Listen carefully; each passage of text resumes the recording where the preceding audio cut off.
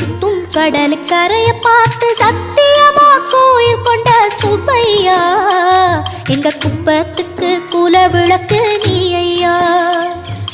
வாடக்காத்து வீச பார்த்து அலையை எதிர்த்து வலைய போட்டு மீன் பிடிக்கும் தொழில் நடக்குது முத்தையா.